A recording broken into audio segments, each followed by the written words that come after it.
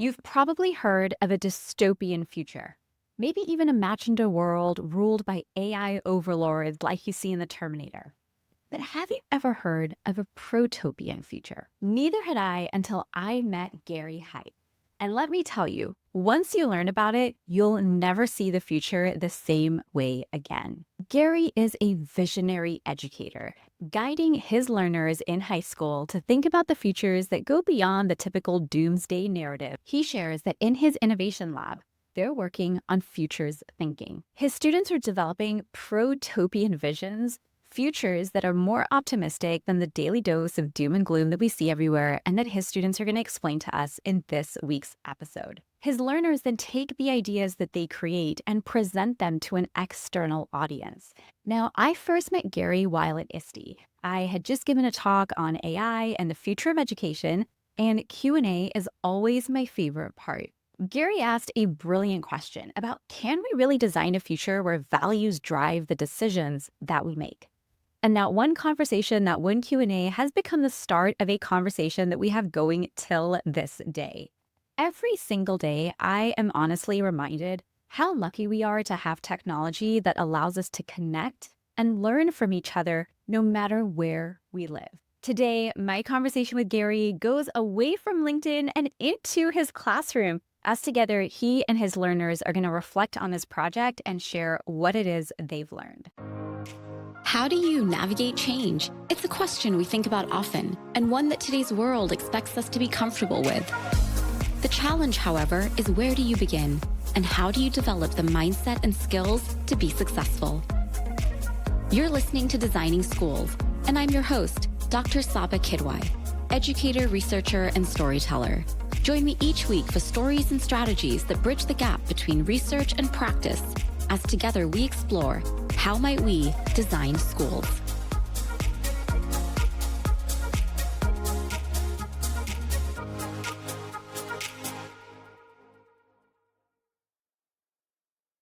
Now, I was so excited for this conversation that I forgot to actually hit record. So the first 10 minutes of this episode won't have video. Obviously, the audio is going to be here, but the video will pick up right after that. Now, this is a little bit more of a casual episode. I really wanted to give the kids a chance to warm up and really see kind of where they wanted to take the conversation. And so I'm going to start by asking them to tell us, what is a protopian future?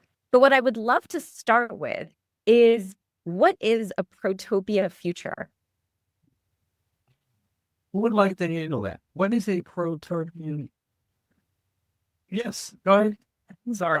So the definition is a vision of gradual, realistic progress through small, incremental improvements rather than a sudden utopian solution.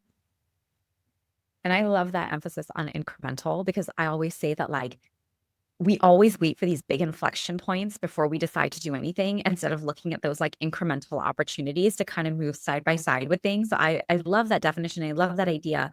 So I'd love to hear from you, Gareth, as well. Like, kind of like a back and forth, like, what gave you the idea to bring that type of experience to this class? So for a very long time, well, not very long time, the class has been in existence for about 5 years. And for the first year was interrupted by COVID. And then the year after that, for the past 3 years, I have been running a design sprint using an organization called build.org. And you can find them online. They're amazing. And they do really great work with making it possible for students to actually do like empathy interviews and to reach out to people, which we know, that's like that's the key for design thinking, right? Like building empathy for people and designing with people and not just designing for people. But I saw this program on PBS back in May, and it was called A Brief History in the Future. And it was by a documentary named Ari Wallach.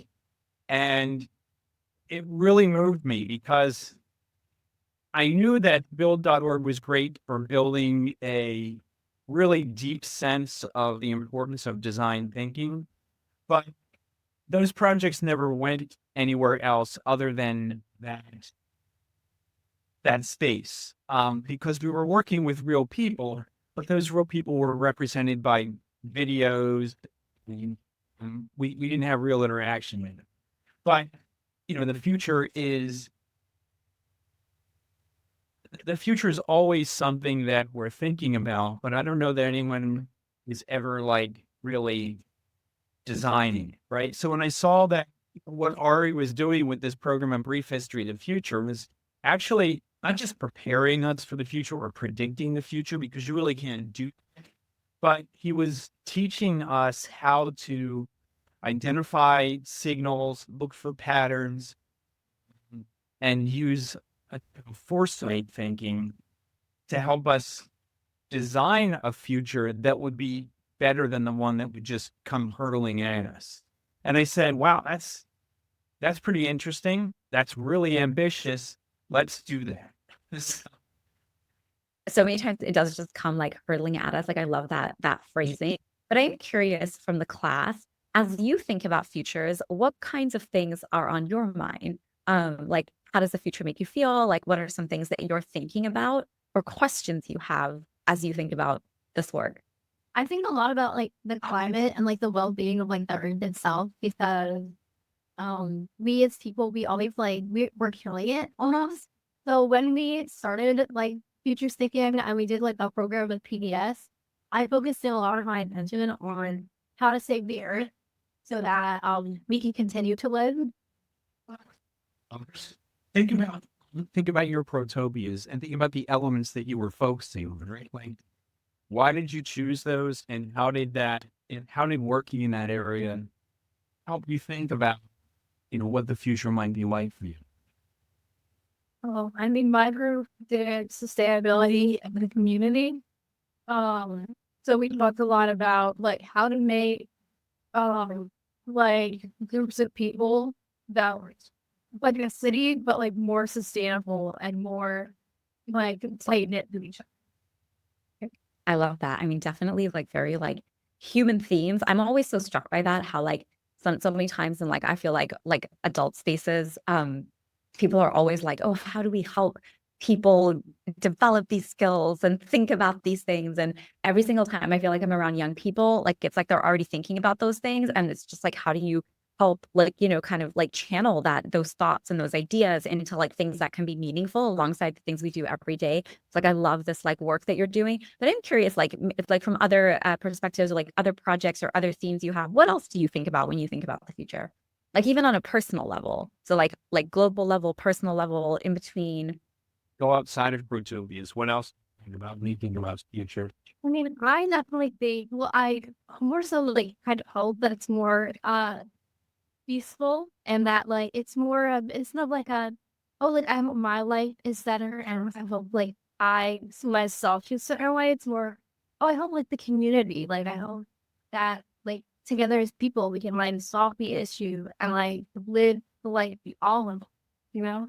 Yeah, because in our personal, we talked about a lot about health and how it helps people in poverty because it's the majority of the world.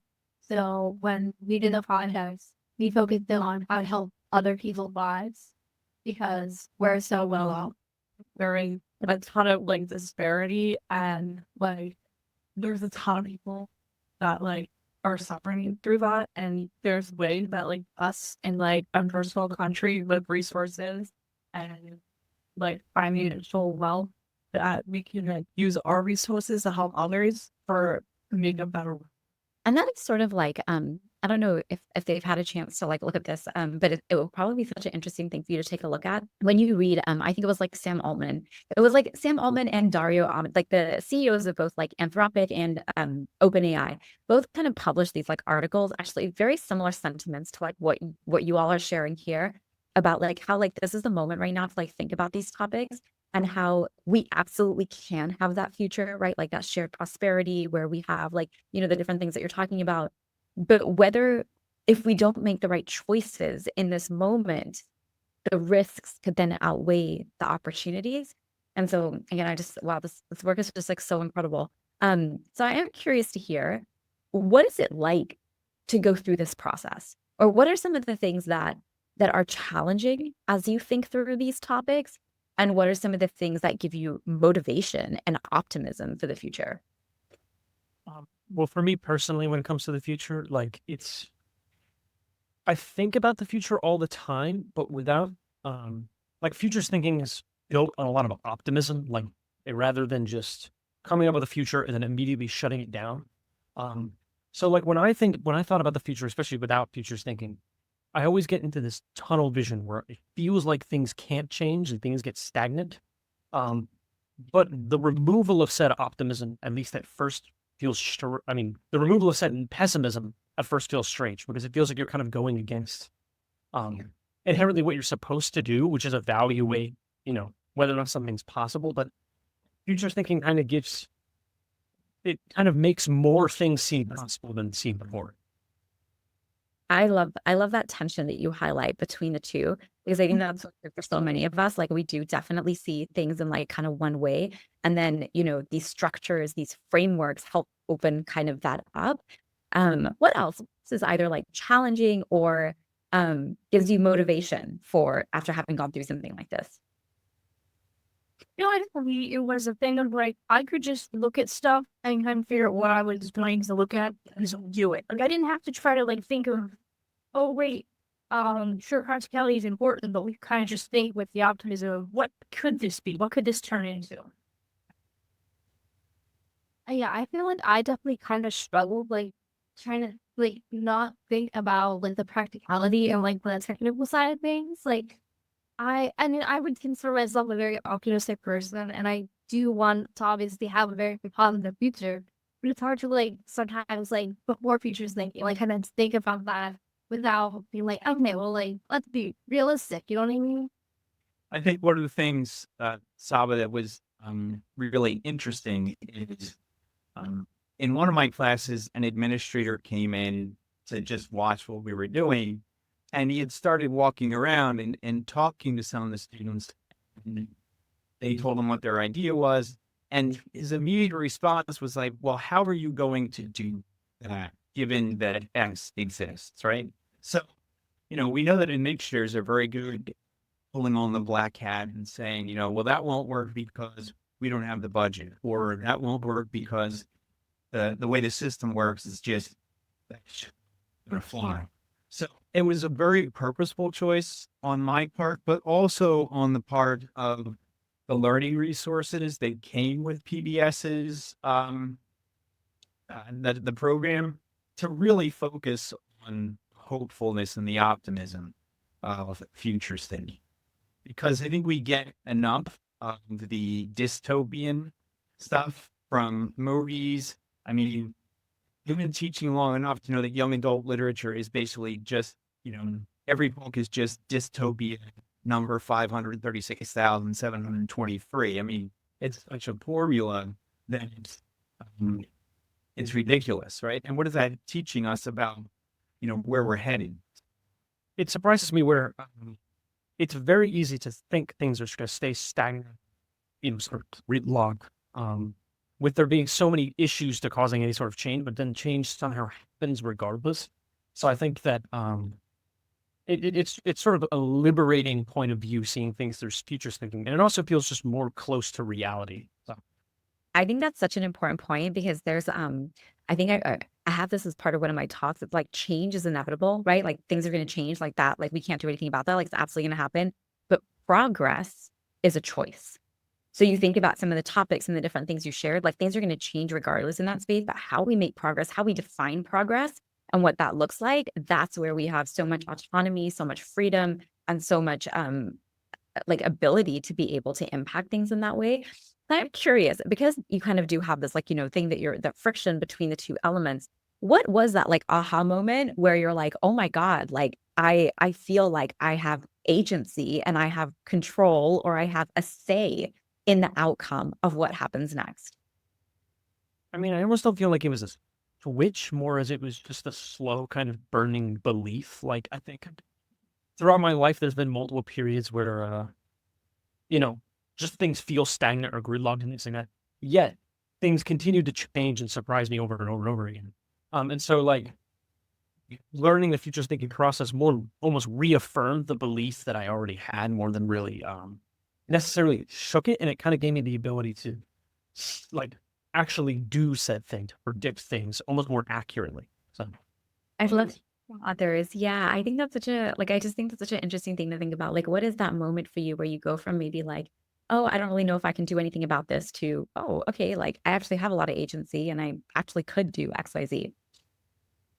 I really once we knew that like we don't have to like think about like the limitations that would occur with like future thinking, like, oh, where are you gonna get the money for this? Like, how is it possible? Like, how like political leaders are encouraged, like, why are you like how can you be different?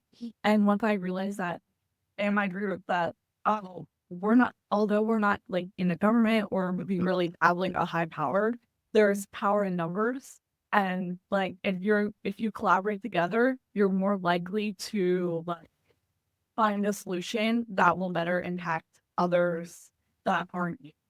I also think that the way this like our project with futures thinking was structured, um, there wasn't really like guidelines like typical classrooms have where like you have to do this and this and this and this.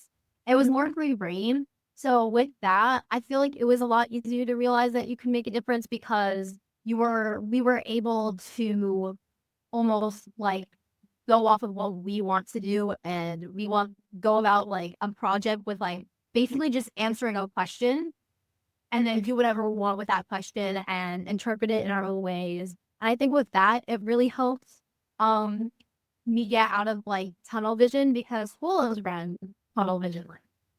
There's all these like that ideal like, oh, you have to complete this project to get this grade, or if you don't do this, you won't get this. There's all these requirements, and I feel like with that being removed, it allowed my group and I to think more creatively about the solution. Like we could have like all given up like a lot earlier and not dig deeper because it was good enough. It would get great.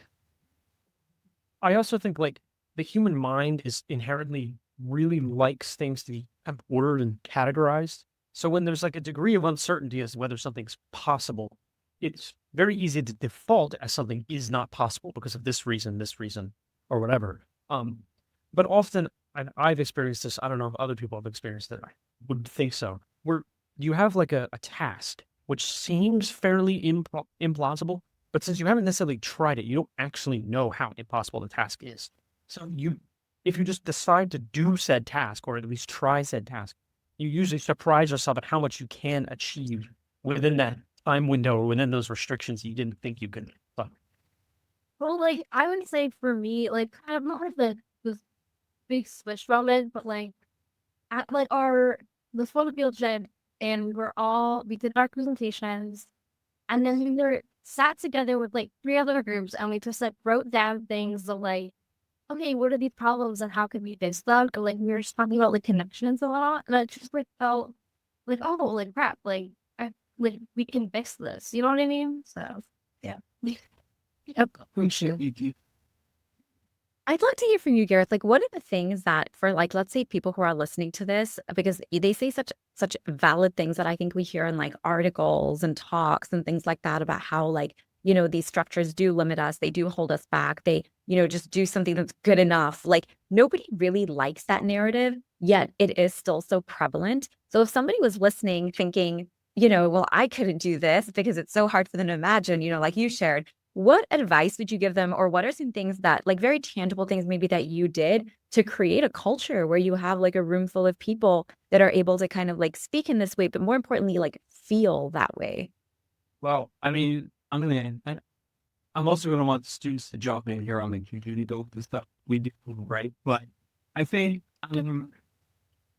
so first, if you're, you know, if you're a regular classroom teacher, and I do have English classes, so I'm also a regular teacher, but I'm also a super teacher, I guess, in other areas. And this class, which is called Innovation Lab or Nova Lab for short, part of the reason that we create this class, and I say that because I think we sort of create it every year from scratch, right? There's a structure, but we populate it and we create this class. there's a mindset that I'm approaching this. It's a lab because it is a space that I wanted to bring into existence so that these other ways of learning had a place to be that's valid for students and valid in a way where the validation wasn't the grade, where the validation was, here's something I did with these people and it can have a real world impact. And that's crucial. That doesn't exist as Gladys doesn't exist. I don't think that that's necessarily an original idea, but I married it with my belief in ungrading or gradelessness or whatever you want to call it. And I think you've heard that, right? And especially from Hemi, who echoed something that I have heard many times before, which is that if there's a grade, then students will work towards the grade. And once they're there and they know they've met certain criteria, then that's good enough. But well, I mean, for as long as we're talking about the business world, right? How do you move from good to great, right? So you move from good to great. One of the ways you do that is by providing a space where agency, imagination, and creativity are the primary drivers. And you basically, create this story with students. We are about something unique and we have a responsibility to that narrative to do something. And I mean, that's the slogan of the class, do good things. And it used to be do great things, but then I realized that it's very easy to become great in untoward ways, right? In ways that are not necessarily. And I think we have a history of that in the United States. I also think, we're all about big things, big max, and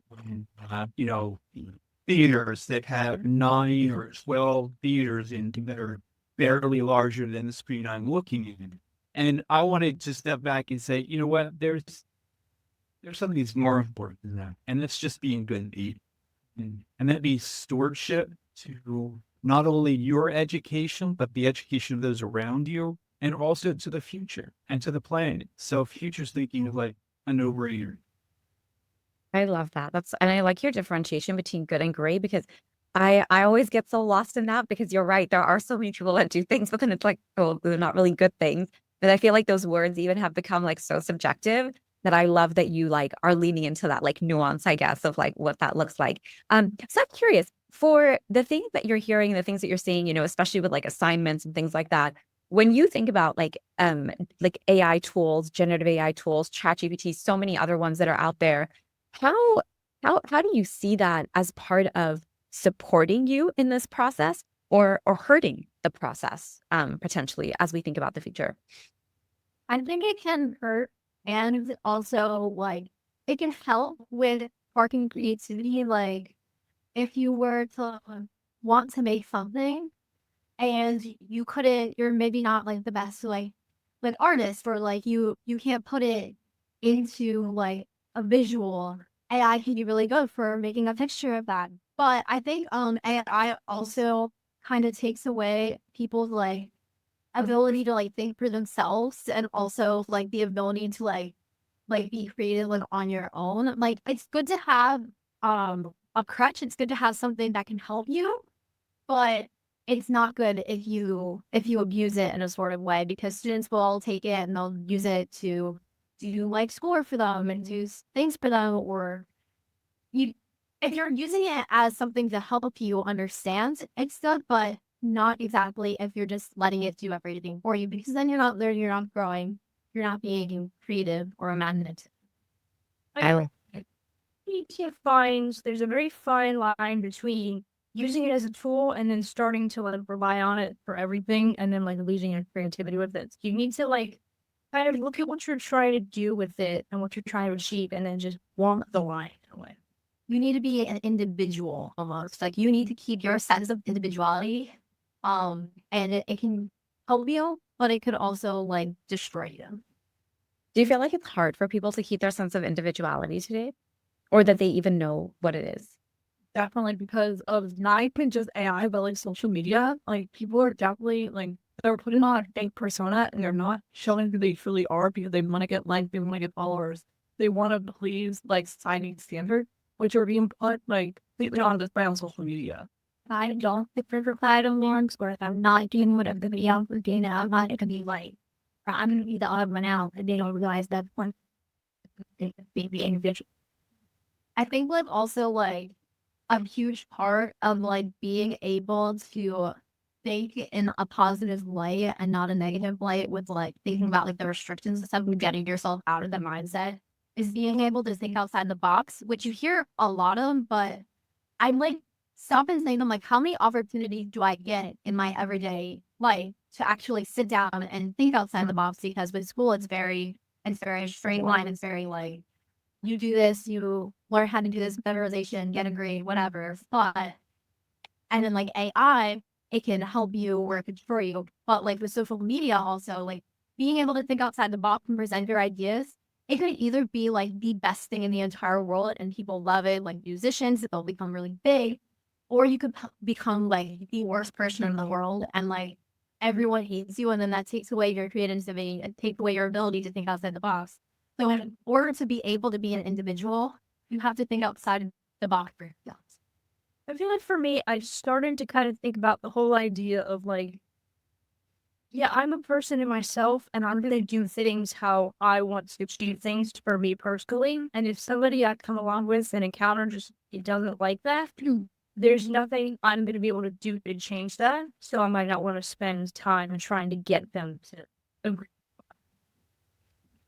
I feel like that takes like so much confidence. Like, is that, do you feel like most people feel that way? Do you think most people struggle with that?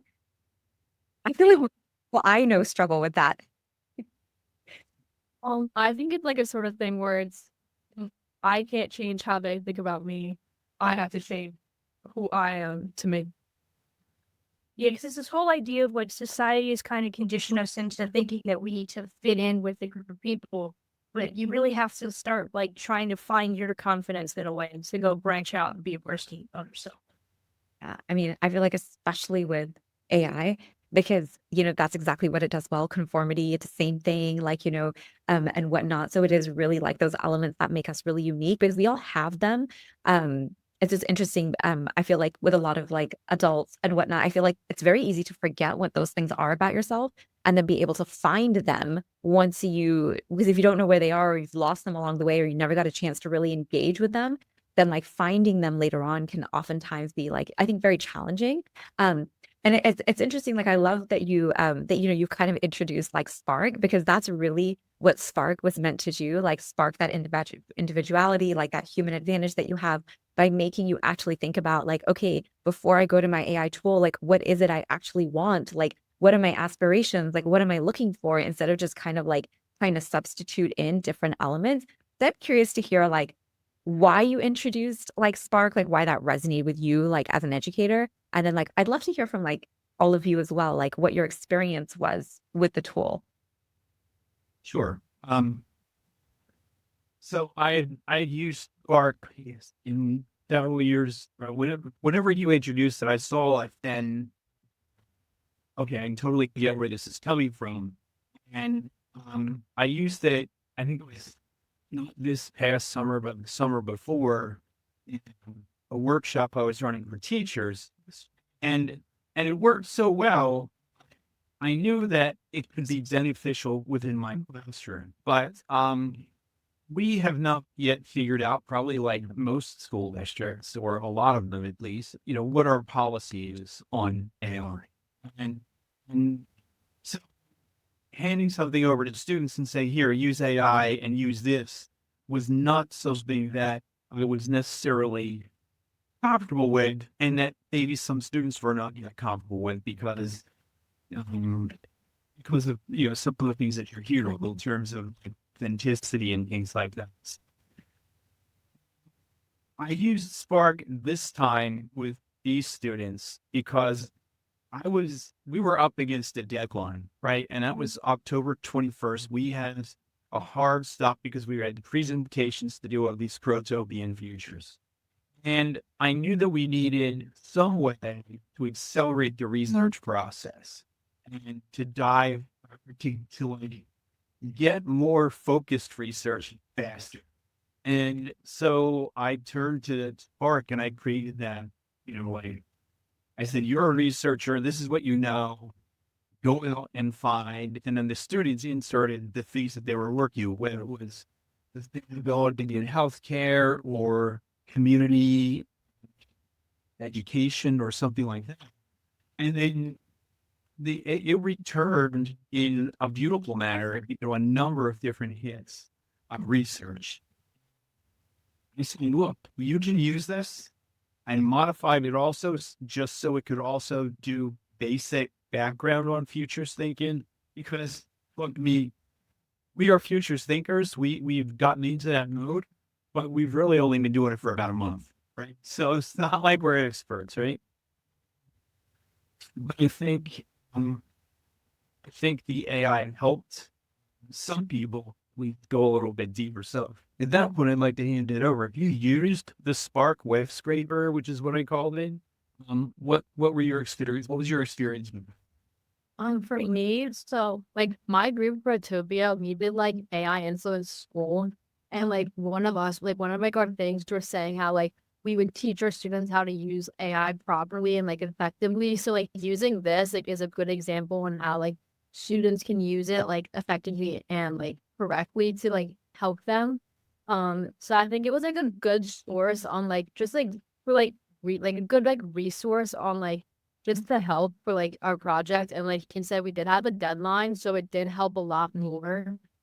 Well, also, I think like, and even though AI is such like a common topic brought up, I personally at least had not ever used it before, and so the Spark View thing is pretty helpful to actually understand how to, like, understand how to get good information out of something that I'm not used. So It helps me because one of the things my group was focusing on was like technology in the future, and um, I was kind of going down the rabbit hole of it was like, oh, let's see what we can do with like genetics and like the improved technology we could maybe see in gene editing. So using the Spark format helped me figure out like how to narrow down on like the different like scientific papers that you find, and found something that was easy for me to understand and be able to like create in the presentation so that other people could get a base knowledge without having to like we'd have to like really dumb it down.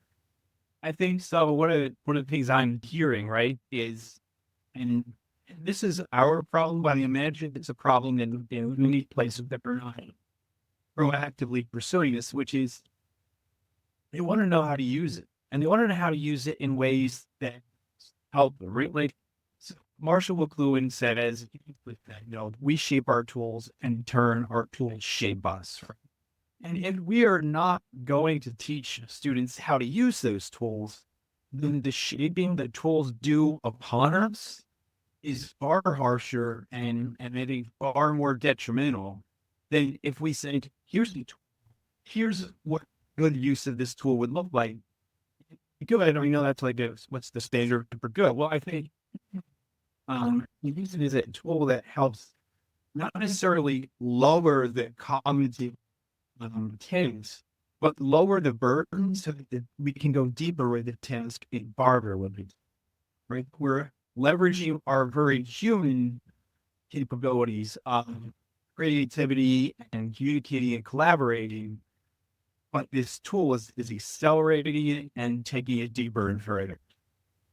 Yeah. And I feel like on that, like, what are some things that, as you're kind of just thinking about your day-to-day experience in your different classes, that you're like, wow, it would just be really helpful if, we had this when it comes to AI, whether it's like, how, yeah, I'm going to leave it open-ended, but like, what are those things that like, wow, we wish more people were talking to us about this, or like, these are things we really need to feel more confident about our future. Has anyone ever asked you that? No. So, that's where things are up against, right? Like, And I think especially if we were to think about the context of social media, right? Because that's kind of the challenge with it, is that we have like, I think the way you framed it with like, if we don't shape our tools shape us. And nobody did shape that, right? Like, I mean, when I kind of grew up during that time. And so now when you think about it, like everybody was just so passive and everyone just laughed off like, oh, it's so cool. You can just share your dinner or like you can like keep up with somebody, like that futures thinking mindset or even that protopian mindset of like, okay, like what's the in between here? Like what are we on our way to? Like there was like zero conversation about that. Like I feel like that conversation has only emerged in the last like 4 to 5 years, really. So if you were to think about, given what you know now with social media and what you see and what you experience, and you were to think about like, if we don't shape our tools will shape us. What are things that maybe like either you were just like, we need this now, or this would help us now to be more in control of, let's say, like AI technologies, which are way more expansive than like a social media platform? Maybe like, what would that be if you were to have that framing? I mean, like even currently, like you're seeing like misinformation and like AI creating misinformation spread on social media. So I feel like if we don't get that in check now, that could like definitely become like a lot bigger of an issue or even like a norm in the future. Do you feel like people struggle with that already now? I think that's definitely an issue. Like, several years ago, it was Merriam-Webster or somebody. The word of the year was post-truth, right? We live in a post-truth world. That's if it's beyond the truth, and the truth doesn't necessarily matter or exist anymore, where are we, right? And it's probably because in democracy, if we can't agree on what's real and what's true, then you create factions, and factionalism drives, rebellion and war and things like that. We have to have some common denominator for what represents truth. And I also think, what story it is we want to tell about ourselves. And there are so many stories that are floating around, and these stories are not based in fact. That I'm not all that for it. I think that also with AI, I think in schools and I think in areas of work, we kind of I think we should have more of like a guideline of how like more openness to it instead of just completely shunning it and being like, no, no AI in classrooms, no, like it's cheating, it's bad, it's bad, it's bad, it's bad. Because I know I have a friend and she wrote an essay a few years back and she used AI to write the essay because she was really stressed, whatever. She turned it in, the teacher ran it through an AI checker and he gave her a big fat 0 and she was like in really big trouble and she was like, it was heartbreaking to her because like it's not that she wanted to use it in a harmful or hurtful way to, just like whatever, but she used it because she felt she needed help, she felt she needed a crush, and it was a quick and easy way to do it. And now she's too scared to even go near or touch AI because of the repercussions she got from it. And since schools don't even have a basic guideline of it's clean nothing or something like where do we stand on what should we be allowed to use it? Should we not be allowed to use it? What are the guidelines of what we should be able to do? But I don't think that what we should do is sorry. Yeah, I don't know. I feel like if people were to be like, okay, schools were like, all right, guys, like, don't use AI, it's bad. Like, I feel like at least tell people why. Like, you know what I mean? It's just feel like, oh, it's bad, then just set it down. Like, maybe explain why. Like, oh, like, in this certain aspect in the classroom, we just want to do that. It's just like focus more on yourself and your creativity and your individuality. And so, just like kind of further explaining like why they don't want us to use it. I feel like we have made AI such a taboo subject. Like again, it's either yes or no. Like you're punishing people that like there's a proper way and an improper way to use AI.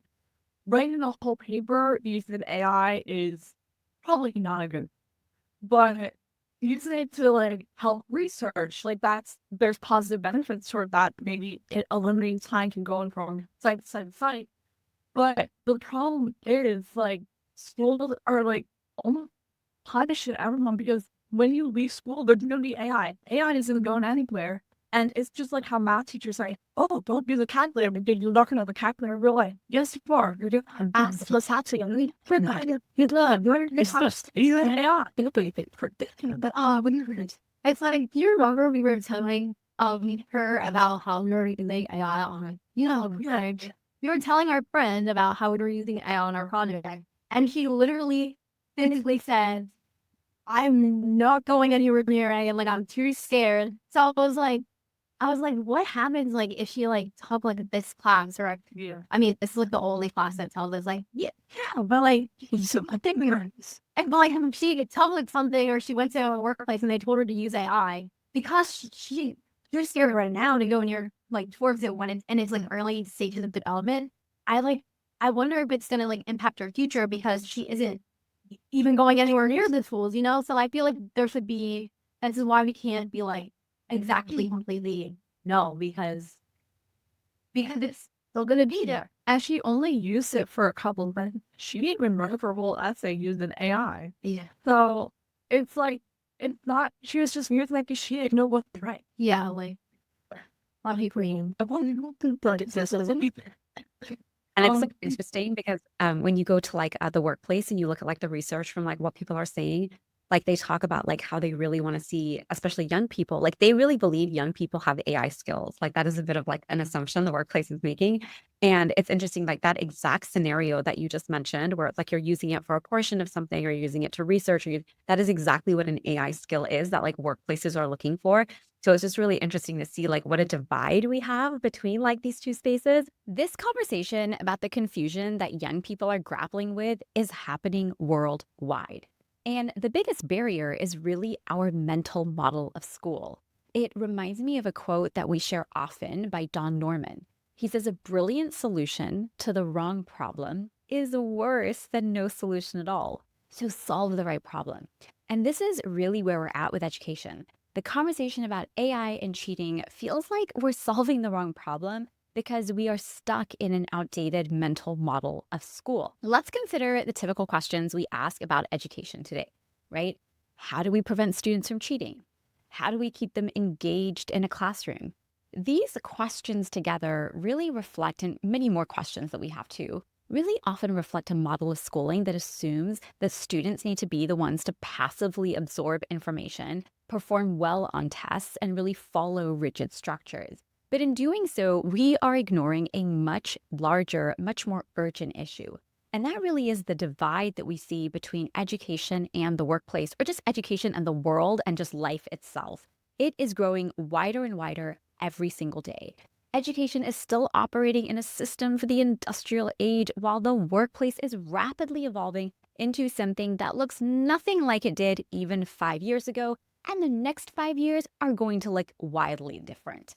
Just last month in December 2003, a new model shared by OpenAI shattered expectations and achieved 87.5% on the ARC AGI benchmark. Now, this is a test explicitly designed to measure genuine intelligence. For context, human performance on this benchmark is capped at 85%. And this leap didn't happen incrementally. It came after 4 years of slow progress, 0% in 2020 to just 5% earlier in 2024. Then in a matter of months, O3 surpassed all limitations, redefining what intelligence and problem solving even mean. This breakthrough really underscores why the old way of thinking about education is just no longer going to work. If AI can now reason, adapt, and outperform humans in complex tasks, we have to ask deeper questions about what it means to teach, to work, and to live in an AGI world. While the tools today may not be perfect, if you're 5, 10, 15, when you grow up, they probably will be. So this debate about AI and cheating is a perfect example of our misplaced focus. Cheating implies students are bypassing an outdated system of assignments and tests that just no longer reflect the skills needed in a world with AGI. Instead of worrying about whether AI is helping students cheat, we should be asking, are we preparing them for a world where creativity, adaptability, collaboration, and ethical reasoning matter more than rote memorization? Because even when people talk about essays and the writing skills, and analytical skills, there are so many more ways to be able to achieve this.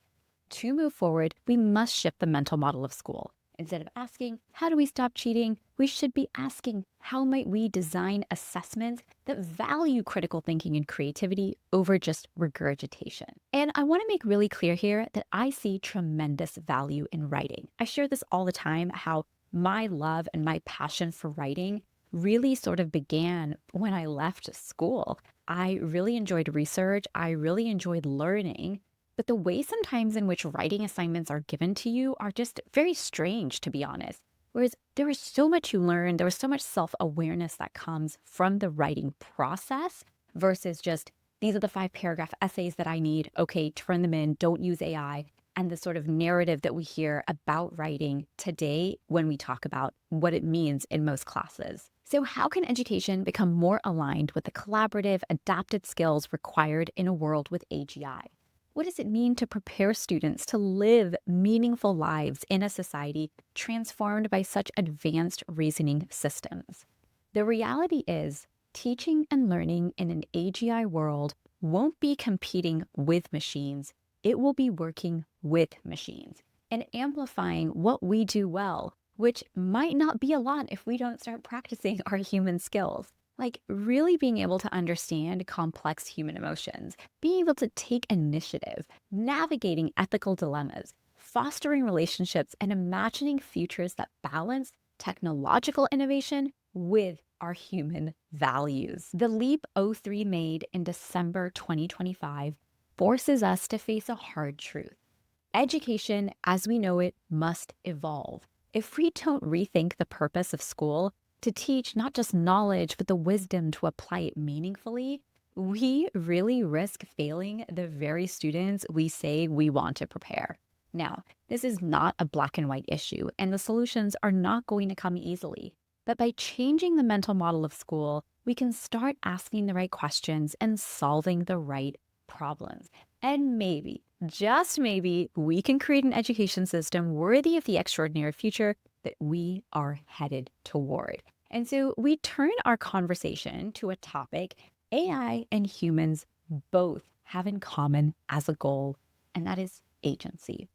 I really believe initiative is something we must explicitly teach and encourage because I think that's really where human agency comes from. So let's hear from the kids. But I feel like right now, like people who take initiative, regardless, like I think one of you said it earlier, right? Like, oh, like, you know, you don't have to kind of like know everything, but you can just like take steps. And like, that's how like answers emerge, is maybe like putting some of these stories together and maybe sharing some of your experiences, but also like your concerns and like, you know, like your fears, like what happens if this, like how you mentioned a lot of what ifs, right?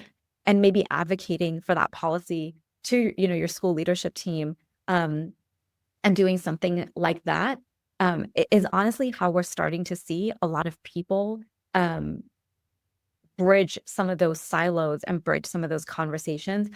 We get the same advice to like teachers as well as a lot of teachers who are in similar, like obviously in the same situation. Like, I really want to teach this to my kids, but I'm not allowed to. I really want to talk about this, but I'm not allowed to. And I can't do this and I can't do that. And so sometimes just, it takes time. Like, honestly, we're seeing like a 6 to 8 month, like a timeline on like when somebody listens to when somebody does something, which is like so long when you think about how fast technology is moving.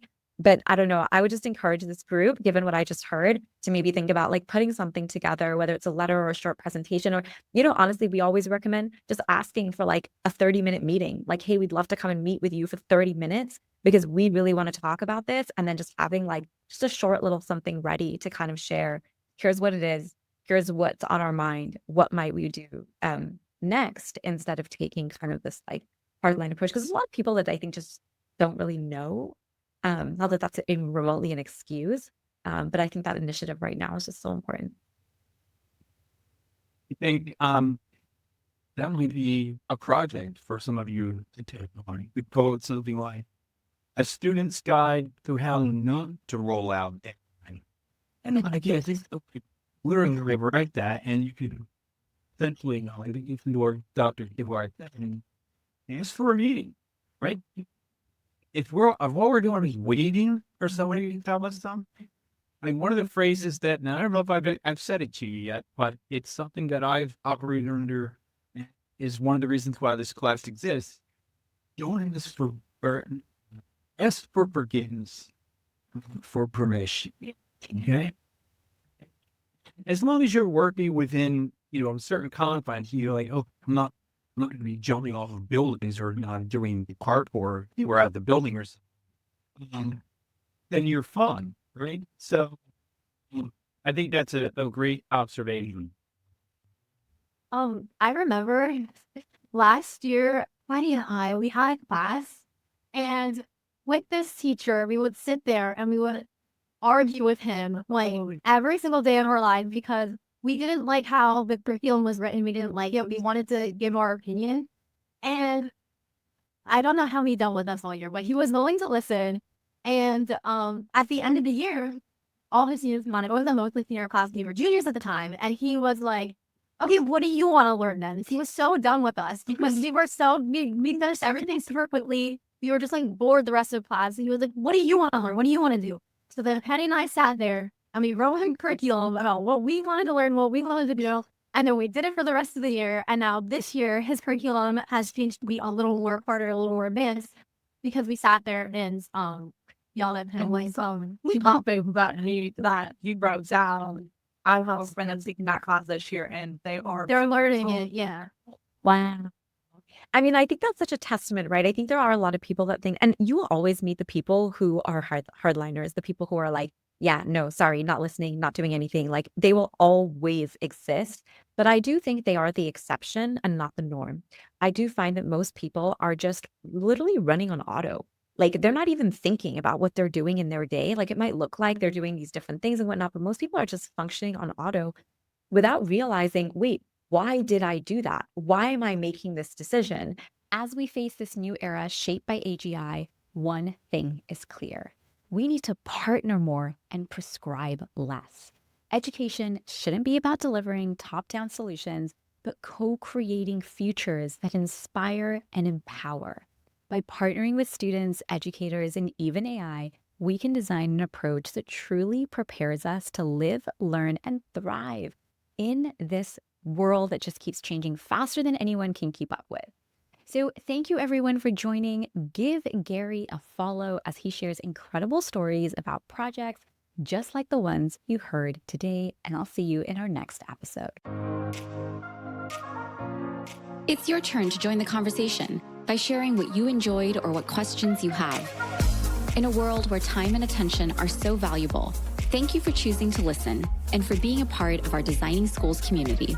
Leaving a review for the podcast helps others learn about the show, giving them the gift of knowledge and allowing this community to help create access and exposure to ideas and opportunities others may not even know exist.